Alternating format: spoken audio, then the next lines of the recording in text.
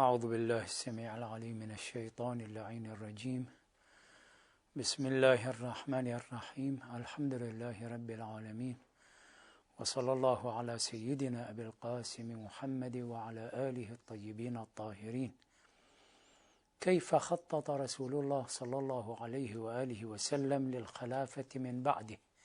حديث بمناسبة عيد الغدير الأغر الذي هو أعظم عيد في الإسلام. الأمر يحتاج إلى مقدمة حول ضرورة الإمامة. إن الإمامة وولاية أمر الناس ضرورة اجتماعية لا يختلف فيها اثنان، وقد أطبق عليها جميع العقلاء، ولا يمكن لحياة المجتمع المتحضر ونظام معاشه أن يستقيم بدون إمام ورئيس يدير مع جهازه شؤون الأمة ويدبر أمورها. فوجود النظام الحاكم في المجتمع نستطيع تشبيهه بمنزلة العقل في جسم الإنسان، هو الذي يوجه بوصلة حياة الإنسان ويدير شؤونه، وبدون وجود الحاكم وجهازه تحصل الفوضى والتشتت والصراعات وتضيع مصالح العباد والبلاد. وقد أشار أمير المؤمنين عليه السلام في بعض كلماته إلى هذه الضرورة العقلائية. قال عليه السلام: لا بد للناس من أمير بر أو فاجر يعمل في إمرته المؤمن ويستمتع فيها الكافر، ويبلغ الله فيها الأجل ويجمع به الفيء ويقاتل به العدو وتأمن به السبل. هذه المصالح التي تتحقق بوجود سلطة، حكومة، حاكم، إمام، وإلا تضيع هذه المصالح. ويؤخذ به للضعيف من القوي حتى يستريح بر ويستراح من فاجر. فإذن هذا أمر مطبق عليه لدى العقلاء. وكذلك الحكم في الشرع، أيضا في الشرع وجود إمام في الأمة أيضا مطبق عليه ومجمع عليه لدى جميع علماء الإسلام. وإذا اختلف علماء الإسلام فاختلفوا في التفاصيل، يعني كيف يعين الحاكم، ما هي صلاحيات الحاكم، ما هي مؤهلات الحاكم. أما ضرورة وجود حاكم في الأمة هذا مما أجمع عليه علماء الإسلام. فمثلا عند أبناء العامة يقولون أن الإمامة بالشورى مثلا، أو يقولون أن أمر الأمة وولاية أمر الأمة لمن غلب ولمن جلس على كرسي السلطة، حتى لو كان قهرا بالسيف، حتى لو تقمص الإمامة قهرا. موجود هذا في كتبهم كالأحكام السلطانية وغيرها.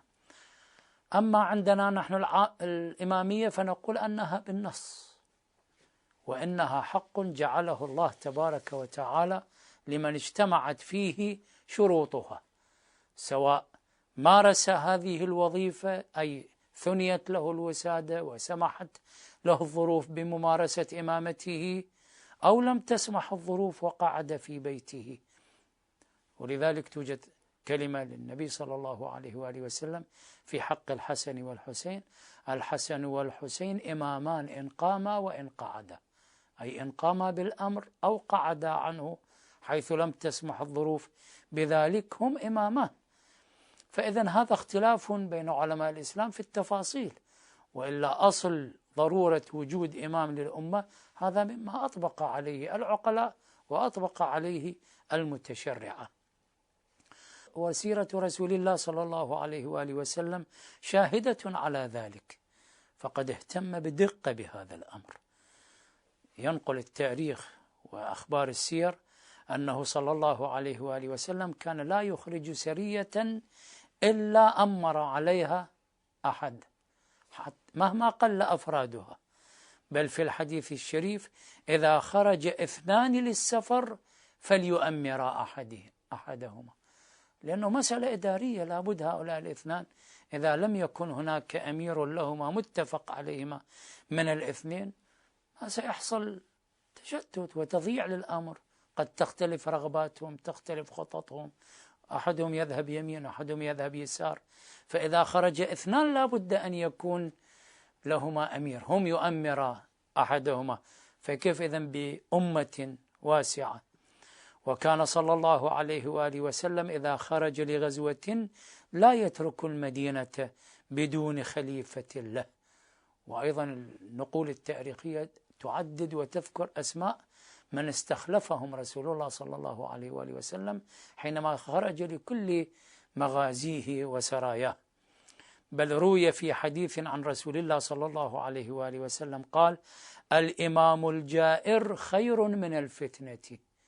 هذا هو الترتيب، الأصل أن يكون هناك إمام عادل، لكن لو لم يوجد إمام عادل لأمر أو لآخر فيكون إذن إما الفتنة والفوضى، وإما أن يوجد إمام تتحقق به بعض المصالح إن لم تتحقق كلها. فالحديث يقول: الإمام الجائر خير من الفتنة. وفي كتاب الغرر والدرر عن أمير المؤمنين عليه السلام قال: وال ظلوم غشوم خير من فتنة تدوم. لأنه به صح لا تحصل كل المصالح التي يريدها الله تبارك وتعالى إن لم يكن عادلا وإن لم يكن حكمه مطابقا للشريعة، لكن بالتأكيد تحصل به مصالح بوجوده، كالأمن العام مثلا، كحفظ نظام المجتمع، كتيسير أمور الأمة وغيرها من المصالح. ولذلك الأئمة سلام الله عليهم تعاملوا مع السلطات القائمة بإيجابية وتعاطوا معهم كأمر لا بد منه وفق هذه النظرة، وحتى رتبوا على ذلك بعض الأحكام الشرعية، كأن مثلا أجازوا لشيعتهم دفع الزكاة لعمال السلطة الذين كانوا يجبون الصدقات والخراج، فالإمام عليه السلام رخص لشيعتهم أن إذا طالبوكم ادفعوا إليهم، لأنهم بالنتيجة قائمون على بعض المصالح العامة، فيمكن أن تقع الزكاة في هذا الأمر، اعتبروا دفع الزكاة إلى السلطات مبرئا للذمة. فهذا شاهد إذن على ضرورة وجود إمام. إذن في ضوء هذه الضرورة التي أطبق عليها العقلاء والتي ثبتت بضرورة الشارع، فيكون إذن من مسؤوليات حامل الرسالة أي رسالة، ومنها طبعا رسالة الإسلام، من مسؤولياته ووظائفه، بل من أهم مسؤولياته ووظائفه كما سيظهر إن شاء الله تعالى، من أهم مسؤولياته على الإطلاق هو تعيين الخليفة والإمام البديل لعدة مصالح مهمة لا يمكن تفويتها. أولا، المصالح التي ضروري تحققها بتعيين الخليفة والإمام البديل الذي يواصل حمل الرسالة. المصلحة الأولى ديمومة الرسالة واستمراريتها في أداء دورها، فإن أي رسالة مهما كانت تمتلك من نقاط قوة كرسالة الإسلام تموت بموت صاحبها شئنا أم أبينا، فإنه من المقطوع به ارتباط الرسالات والدعوات بحامليها القيمين عليها المدافعين عنها المستوعبين لأسرارها، لذلك فإنها تنتهي بنهاية صاحبها إلا أن يواصل الطريق من هو جدير بحملها. وأمامكم شاهد الرسالات السماوية السابقة على الإسلام، لما لم يكن هناك حملة متواصلون لها بأمانة ضاعت وحرفت ولم يبقى شيء من الرسالة الأصلية مع أنها رسالات سماوية.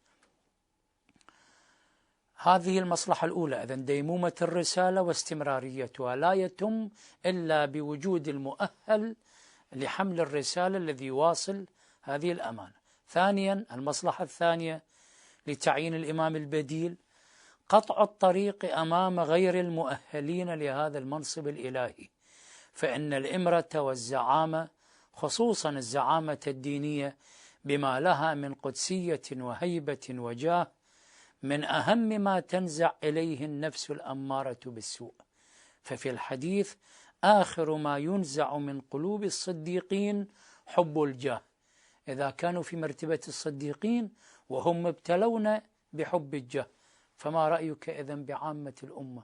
فإذن هذا منصب الإمامة، منصب الزعامة، بما فيه من امتياز، بما فيه من قدسية، بما فيه من نفوذ وسلطة، فإذن هذا يكون مطمح لكل حالم بالسلطة.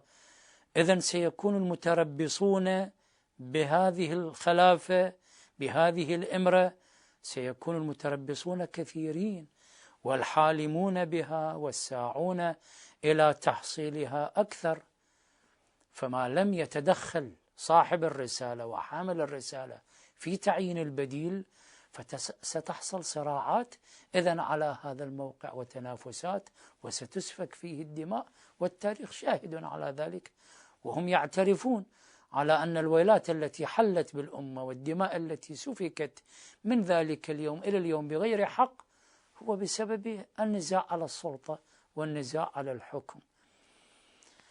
المصلحة الثالثة التي تترتب على تعيين البديل صيانة الأمة من التشتت وحمايتها من التمزق، فإن من شأن تعدد المتصدين لهذا المنصب لو لم يتدخل حامل الرسالة فيعين البديل، فإن من شأن تعدد المتصدين لهذا المنصب أن تتعدد الأحزاب والفرق الموالية لهم، وكل يجر النار إلى قرصه، فيتمزق أمر الأمة وتصبح طرائق قددا، وها هي الأجيال بعد الأجيال تدفع ثمن التيه والضياع، وآل أمرها إلى الانحلال. لذا قال تعالى: واعتصموا بحبل الله جميعا ولا تفرقوا وفي آية أخرى: ولا تنازعوا فتفشلوا وتذهب ريحكم. وما هو حبل الله هذا الذي إن تمسكوا به حفظ لهم وحدتهم؟ تشرحه الأحاديث الشريفة: حبل الله الممدود إلى الخلق هم الثقلان، كتاب الله وأهل بيت نبيه وعترته صلوات الله عليهم أجمعين، كما دلت عليه النصوص الشريفة. واختصرت الصديقة الزهراء فاطمة في خطبتها اختصرت هذا الأمر وقالت: وجعل إمامتنا نظاما للملة، أي بها تنتظم أمور الدين وأمور الأمة وتحفظ وتستقر. هذه إذن المصلحة الثالثة، وهي حفظ أمر الأمة من التمزق والتشتت والضياع والاضمحلال.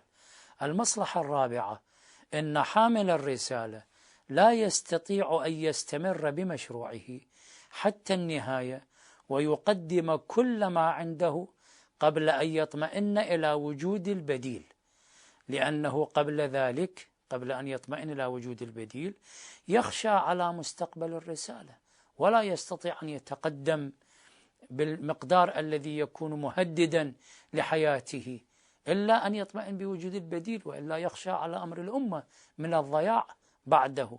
فإذا أحرز اجتماع الشروط في الشخص البديل استطاع أن يتقدم بلا تردد أو خوف على مستقبل الرسالة، ليس خوف على نفسه، لا، هو يفتدي أمر الله تبارك وتعالى بنفسه بالتأكيد، لكن يخاف على مستقبل الرسالة، وهذا موجود في كتاب الله تعالى وفي الأحاديث الشريفة التي شرحته. كان أول دعاء لموسى عليه السلام لما الله تبارك وتعالى أمره بالنبوة ماذا قال؟ واجعل لي وزيرا من أهلي. الوزارة شيء مهم، لا يستطيع أن يتحرك إذا لم يطمئن بوجود الوزير. هارون أخي أشدد به أزري وأشركه في أمري. وفي كلمات أمير المؤمنين عليه السلام يشرح خوف موسى عليه السلام: إني خفته، يقول: لم يوجس موسى عليه السلام خيفة على نفسه، حاشاه، هو موطن نفسه في سبيل الله تعالى، بل أشفق من غلبة الجهال ودول الضلال، خشيته وخوفه على هذه الرسالة وهذه الأمانة التي تحملها بين يدي الله تبارك وتعالى. فإذا اطمأن بوجود البديل الذي يواصل حمل الرسالة حينئذ يمضي مطمئنا في مشروعه الإلهي.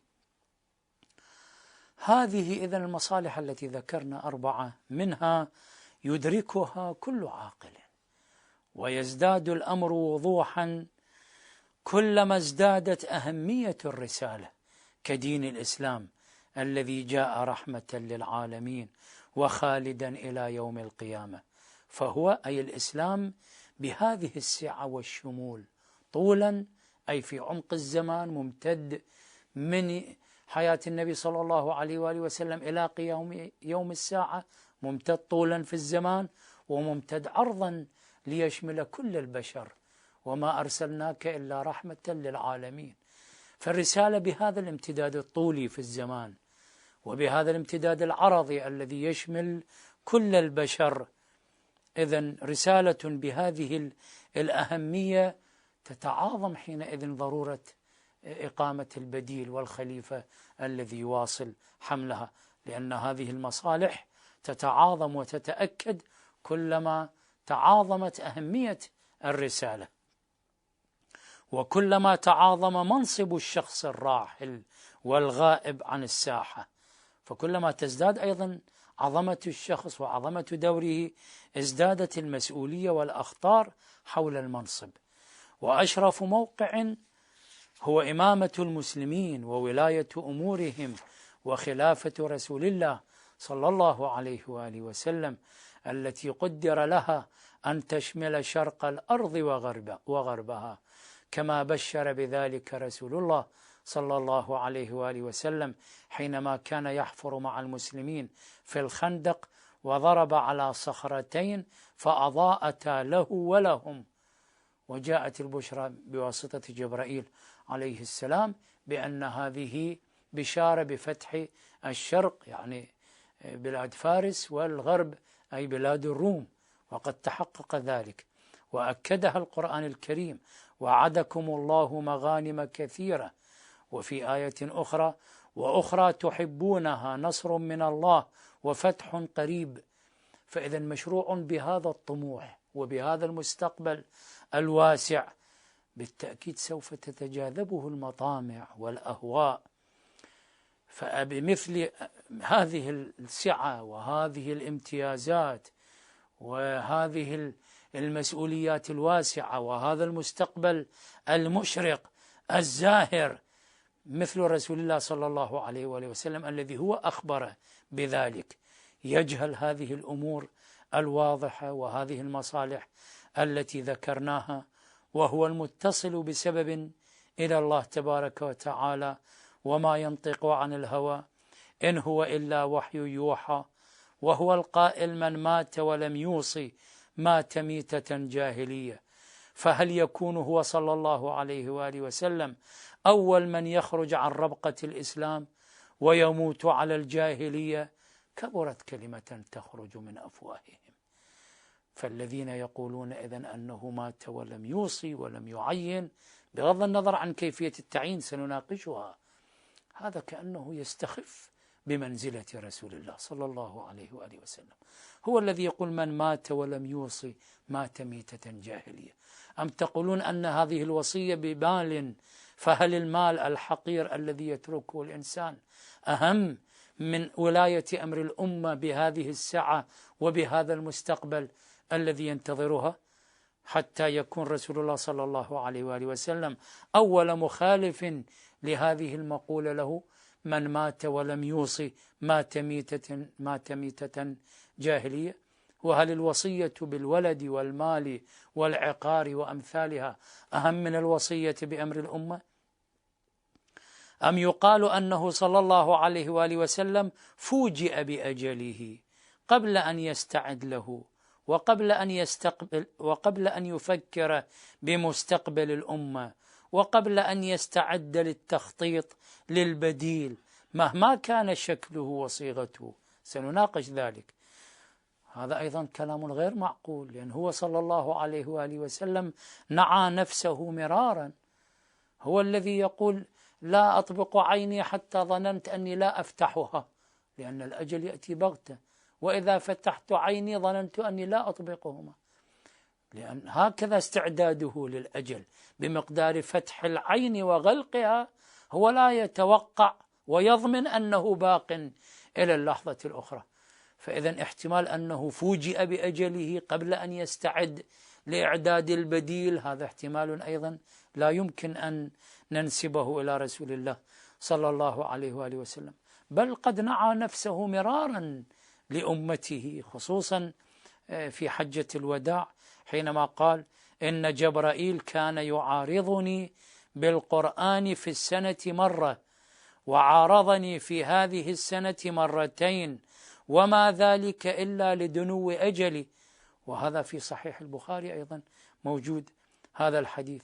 فإذا احتمال أنه فوجئ بأجله قبل أن يعد للبديل وللخليفة وللإمام من بعده، هذا احتمال أيضا غير وارد.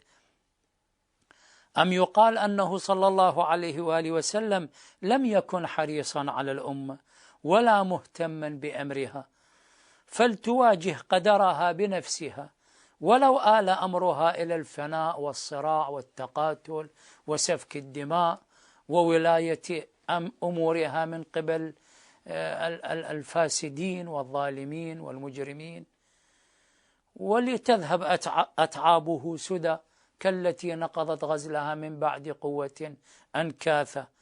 هذا أم بالتأكيد لا يمكن أن يقال في حق رسول الله صلى الله عليه وآله وسلم، لا بل في حق أبسط الناس ما يمكن. الراعي الآن، الراعي إذا غاب في سفر أو أي أمر لا يترك غنمه سدى إلا أن يوصي من يرعاها، فكيف إذن يمكن أن ننسب هذا الاحتمال إلى رسول الله صلى الله عليه وآله وسلم؟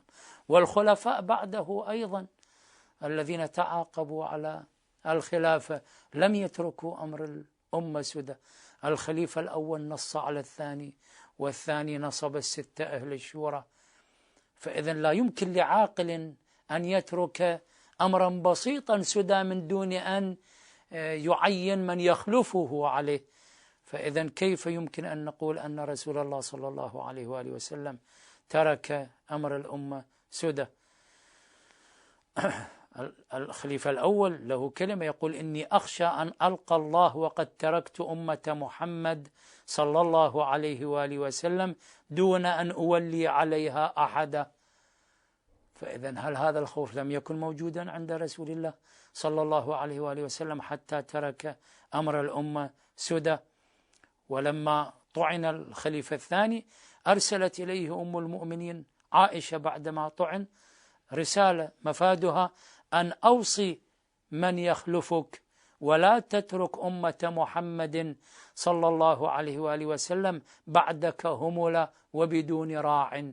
فهذا أمر إذن يتفق عليه العقلاء، ولا يمكن أن ينسب هذا إلى رسول الله صلى الله عليه وآله وسلم، وهو أكمل العقلاء وسيد الحكماء، وهو يرى بعينه الأخطار المحدقة بالأمة من الداخل والخارج. نشير باختصار إلى هذه الأخطار التي كانت محدقة بالأمة. فأمام هذه الأخطار كيف يمكن لرسول الله صلى الله عليه وآله وسلم أن يترك أمر الأمة سدى؟ من الداخل، الأخطار من الداخل، كان المنافقون موجودين والمرجفون في المدينة على تعبير القرآن الكريم، والقائلون ليخرجن الأعز منها الأذل. وقد ازدادت شوكتهم بعد الفتح، حيث استسلم كثيرون ورضخوا لأمر الواقع ولم يسلموا، ولم يدخل الإيمان في قلوبهم.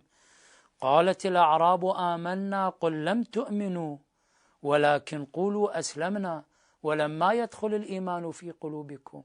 فازداد المنافقون وازدادت شوكتهم بعد الفتح، لأنه رضخوا للأمر الواقع ودخلوا في الإسلام نفاقا أو حبا بالامتيازات التي يمكن أن يحصلوا عليها. هؤلاء موجودون إذن، وقبل ذلك هم موجودون قبل الفتح. من أول الهجرة إلى المدينة كان المنافقون موجودين، وكانوا يعارضون رسول الله صلى الله عليه وآله وسلم جهرا، ويخالفون الكثير من وصاياه. حتى أصحابه كانوا يعترضون على تصرفاته في صلح الحديبية مثلا. الحوادث التاريخية مذكورة، لا نريد أن ندخل في تفاصيلها، نحن الآن في طور التمهيد لما نريد أن نقول، فلا يمكن أن نخوض بالتفاصيل أكثر. لكن يستطيع الذي يحب التفاصيل يراجع في صلح الحديبية. لاحظ اعتراضهم على رسول الله صلى الله عليه وآله وسلم في حجة الوداع، عندما دخل النبي صلى الله عليه وآله وسلم وهو يسوق الهدي، ونزل عليه جبرائيل يأمره بأن من لم يسوق الهدي ليحل من إحرامه ويعتبرها عمرة التمتع. اعترضوا عليه ولم يأخذوا بكلامه أصلا، واشتكى النبي صلى الله عليه وآله وسلم بحسب ما روي في سنن بن ماجه ومسند أحمد وغيرها من المصادر. أمرهم النبي بأن يحلوا من إحرامهم ويعتبروها عمرة التمتع، فأجابوه: يا رسول الله قد أحرمنا بالحج فكيف نجعلها عمرة؟ قال: انظروا ما أمركم به فافعلوه. فردوا عليه القول فغضب فانطلق، ثم دخل على عائشة غضبان، فرأت الغضب في وجهه فقالت: من أغضبك أغضبه الله. قال: ما لي لا أغضب وأنا أأمر أمرا فلا أتبع. وفي قضية أيضا التي سماها ابن عباس رزية الخميس، لما أمرهم: ائتوني بقرطاس ودوات حتى أكتب لكم كتابا لن تضلوا بعده، اعترضوا عليه وقالوا إن النبي وإن الرجل لا يهجر. في قضية النوافل الجماعة نهاهم: لا تصلوا خلف النوافل، مستحبة النوافل لا تشرع فيها الجماعة، ومع ذلك عارضوه وصلوا جماعة خلفه، لأن ترك أداء النوافل في المسجد وذهب يؤديها في البيت. قضية التخلف عن جيش أسامة أمرهم بالالتحاق به وخالفوا أمره، إلى أن صعد على المنبر وهو في شدة مرضه متوكئ على علي عليه السلام وعلى الفضل ابن العباس بن عبد المطلب، ويقول: أنفذوا جيش أسامة، لعن الله من تخلف عن جيش أسامة. فإذا هكذا أخطار يواجه من الداخل: خطر المنافقين، خطر أصحابه الذين لم يبلغوا درجة من الطاعة بوجوده حتى ينفذ أوامره. هذا الخطر الأول. إذن الخطر من الداخل. نستمر ببيان هذه الأخطار. الخطر الآخر أن الانتشار السريع للإسلام وقصر فترته بالنسبة لعظمة الوظيفة التي جاء من أجلها، وهي نقل أمة كاملة من حضيض الجاهلية وظلماتها إلى نور الإسلام وسعادته، تغيير شامل في الحياة، مهمة صعبة. فلم تستطع الأمة أن تتجاوب بسرعة، خصوصا الذين أسلموا. يعني تعلمون 20 سنة من بداية الدعوة إلى عام الفاتح، التغيير كان بطيئا وتدريجيا. فهذا التوسع السريع الذي حصل بعد الفتح ودخول العرب والقبائل في الإسلام، لم تستطع هذه القبائل والعشائر أن تهضم الإسلام وتستوعبه وتطبقه في حياتها. النقلة المطلوبة نقلة كبيرة وتغيير كامل في الحياة من حضيض الجاهلية إلى قمة الإسلام.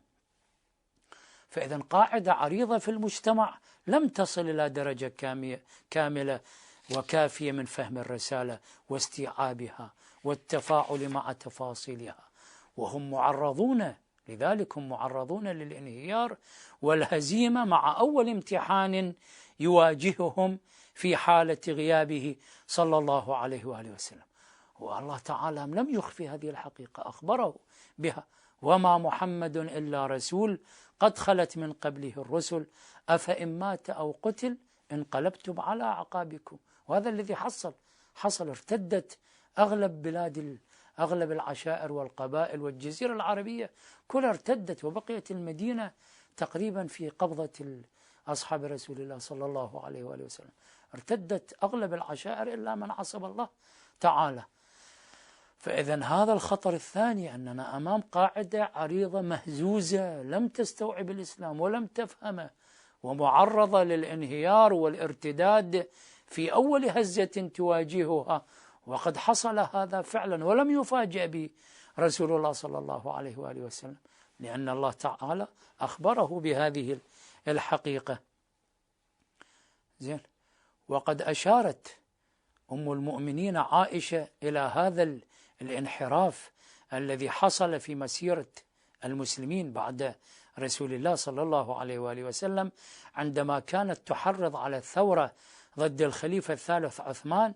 يروي الطبري قال: كانت السيدة عائشة من أشد الناس على عثمان، حتى أنها أخرجت ثوبا من ثياب رسول الله صلى الله عليه وآله وسلم فنصبته في منزلها، وكانت تقول للداخلين إليها: هذا ثوب رسول الله صلى الله عليه وآله وسلم لم يبلى بعد ما بلي الثوب، هذا موجود، وقد أبلى عثمان سنته. وقالوا، والكلام ما زال للطبري، وقالوا إنها كانت أول من سمى عثمان نعثلا، كانت تسميه نعثل وتقول: اقتلوا نعثلا، قتل الله نعثلا. ونعثل كان اسم يهودي في المدينة. إذا لم تمر سوى سنوات على وفاة رسول الله صلى الله عليه وآله وسلم، وهكذا حدث انحراف في المسيرة، بحيث تصف أم المؤمنين عائشة أنه قد أبلى عثمان سنة رسول الله صلى الله عليه وآله وسلم، في حين أن ثيابه ما زالت لم تبلى، إشارة لقصر زمان حصول هذا الانحدار وهذا الانحراف في مسيرة الأمة. هذا خطر آخر إذن كان يتهدد الأمة بسبب عدم استيعابها لشريعة الإسلام. الخطر الآخر الذي كان يتهددها من الداخل ومن الخارج خطر اليهود، الذين لا ينسون لرسول الله صلى الله عليه وآله وسلم وللإسلام القضاء عليهم وتهجيرهم من ديارهم وقتل رجالهم وسبي نسائهم وزوال دولتهم ونفوذهم بالمدينة، بعد أن كانوا هم المتنفذين وهم المتمولين، وكانوا يغذون النزاعات بين الأوس والخزرج ويقودونهم إلى الصراع والتناحر. وببركة رسول الله صلى الله عليه وآله وسلم اتحدوا وتم شملهم، ثم قضى على وجودهم ونفوذهم النبي صلى الله عليه وآله وسلم في المعارك المتعاقبة بني النضير وبني قريظة ويهود خيبر. فهذه لا ينساها اليهود لرسول الله صلى الله عليه وآله وسلم، وبقوا يتآمرون عليه، لكن طبعا ما كانوا يستطيعون أن يفعلوا شيئا وتشتتوا في البلدان، لكن بقوا يضمروها ويتآمرون. فلذلك تجد جزء من مؤامرتهم هذه الهجمة هجمة التشكيكات التي بدأت بعد وفاة رسول الله صلى الله عليه وآله وسلم، الذي يراجع كتب الاحتجاج وكتاب قضاء أمير المؤمنين عليه السلام وكتب أخرى يجد هجمة ليست طبيعية وليست اعتباطية. جاء يهودي وسأل الخليفة الأول كذا، جاء يهودي وسأل كذا، جاء يهودي وقال لي مسائل كذا وكذا. هاي ليست طبيعية. أين كانت أسئلتهم هذه في زمان رسول الله صلى الله عليه وسلم؟ فذن اليهود لخبثهم ومكرهم علموا أن المتصدين لأمر الخلافة ليسوا بالمستوى المؤهل لأن يكونوا بديلا عن رسول الله صلى الله عليه وسلم. فإذا أقصر طريق وأسهل طريق لزلزلة عقائد المسلمين وتشكيكهم في دينهم وإبعادهم عن دينهم هو إلقاء هذه الأسئلة التي يتطلب إجابتها إحاطة علمية بالكتب القديمة وبالتاريخ وبأخبار الأمم السالفة. ومنهم من دخل الإسلام ككعب الأحبار وغيره وبدأوا يبثون هذه، والنتيجة أن كان الخلفاء يعجزون عن الإجابة. لكن بفضل الله تبارك وتعالى وجود أمير المؤمنين هو الذي عصم عقائد المسلمين وأعاد الأمل، وإلا المسلمون شعروا بالإحباط، وبعضهم كان فعلا يتبع ما تقوله اليهود ثقة بما عندهم من علم. والروايات المعروفة بالإسرائيليات منتشرة في كتبنا ومبثوثة بشكل واسع. ما هي الإسرائيليات؟ الروايات التي أخذها أصحاب رسول الله صلى الله عليه وآله وسلم والتابعون من اليهود، لأن وجد المسلمون أنفسهم عاجزين أمام هذه المعلومات التي سواء كانت صادقة أو كاذبة. يعني بتعبيرنا كان اليهود يصفطون على المسلمين، لكن المسلمين لأنهم لم يكونوا مؤهلين لإدارة هذا النزاع ولإدارة هذا الصراع الفكري والحضاري والعلمي مع اليهود، فلذلك كانوا ينهزمون لكن كان النصر الله تعالى ينزله على يد أمير المؤمنين عليه السلام، وكان الخلفاء يعلمون ذلك. فلذلك كان كل سؤال يتعرض له الخليفة ويحرج منه كان يأخذ من معه ويذهب إلى علي عليه السلام ويسأله. وأحيانا في الروايات كانوا يقولون له أنه أنت خليفة ويمكن أن تبعث على علي وهو يأتيك. قال لا، العلم يقصد، نحن نذهب إلى علي ونسأله. وكان الخليفة ومن معه يذهبون إلى علي عليه السلام ويسألونه، والإمام عليه السلام كان يجيبهم ترفعا عن هذا الأمور التي بالتأكيد كان يمكن أن يتركهم للحرج وللهزيمة التي هم فيها، ويثبت أنه الأجدر منهم بالخلافة. لكن لا، الإمام عليه السلام فوق هذه الاعتبارات. الإمام يراعي المصلحة العليا للإسلام والمسلمين، كان يرى أن عقيدة المسلمين تتهدد بهذا الإحباط وبهذا اليأس، ودولة الإسلام يمكن أن تضمحل. فكان يعطي الأجوبة النقية الخالصة الصحيحة للخلفاء. لذلك اشتهرت كلمة الخليفة الثاني: لا أبقاني الله لمعضلة ليس لها أبو الحسن. إذن هذا أيضا خطر آخر كان يتهدد دولة الإسلام وكيان المسلمين. من الخارج كانت أخطار أخرى أيضا. كان هناك المتربصون بالإسلام شرا الذين أعيتهم الحيل في القضاء عليه، حيث بدأوا بتعذيب أصحابه. ابتدأ تسلسل تاريخي من بداية الدعوة في مكة. كان هناك مشركون، وكان هناك امتدادات لهم أيضا من خارج الجزيرة العربية. فهؤلاء تآمروا من أول يوم بتعذيب أصحابه، عسى أن يبعدوهم عن الإسلام وينفردوا برسول الله صلى الله عليه وآله وسلم، وقتلوا والدي عمار. ثم لم ينفع ذلك، حاصروا ومن معه في شعب أبي طالب اقتصاديا واجتماعيا. لم ينفع، تآمروا على قتله في ليلة الهجرة وهاجر إلى المدينة. لم ينفع ذلك، جيشوا الجيوش لقتاله واستئصاله ومن معه من المدينة. لم ينفع ذلك، تآمروا على قتله بمحاولات اغتيال كالمحاولة التي حصلت أثناء مسيره صلى الله عليه وآله وسلم إلى غزوة تبوك. وكانوا من أصحاب رسول الله من يتآمر معهم ويمهد لهم أيضا.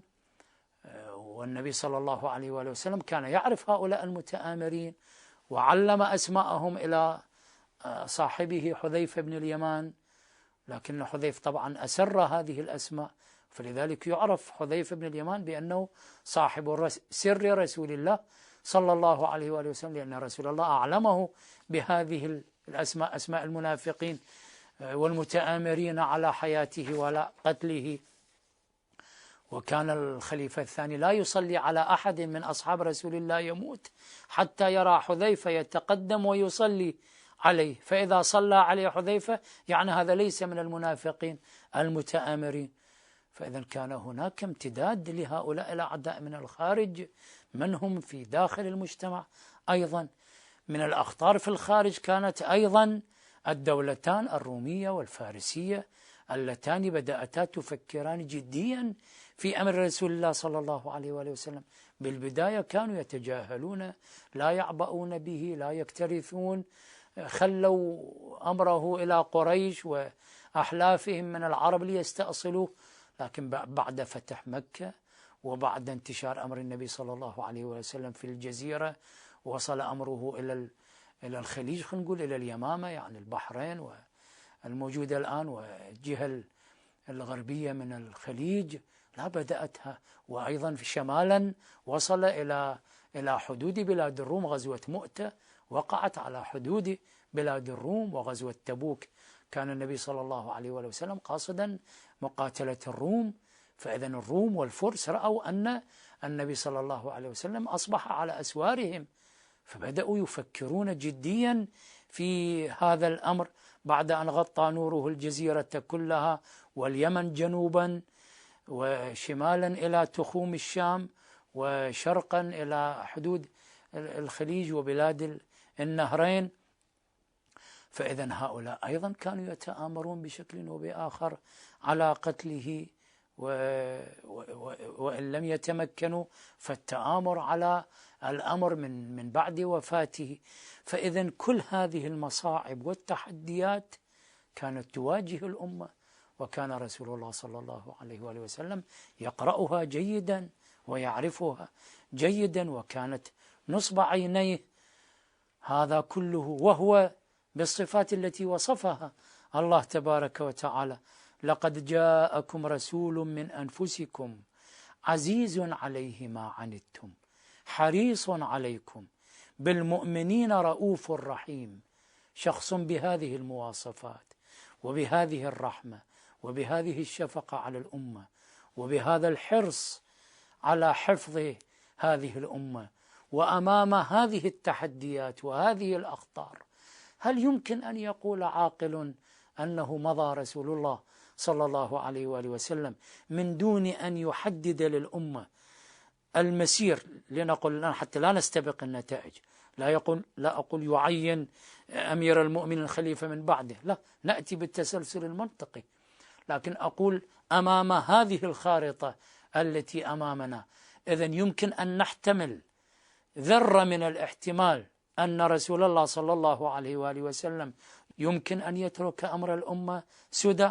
هذا كلام لا يمكن أن يصدر من عاقل مع هذه المقدمات، مع عظمة الرسالة ومستقبلها المشرق والطموحات العالية التي تنتظرها، ومع المصاعب والأخطار التي تحدق بها من الداخل والخارج، ومع خصائص وصفات رسول الله صلى الله عليه وآله وسلم التي هي مظهر للأسماء الحسنى وللصفات الإلهية. فإذا هذا الاحتمال غير وارد أن يترك رسول الله صلى الله عليه وآله وسلم أمر الأمة سدى. فلا بد إذن أن ننتقل إلى ما يمكن تصوره من الاحتمالات الأخرى. والحمد لله رب العالمين، وصلى الله على سيدنا أبي القاسم محمد وعلى آله الطيبين الطاهرين.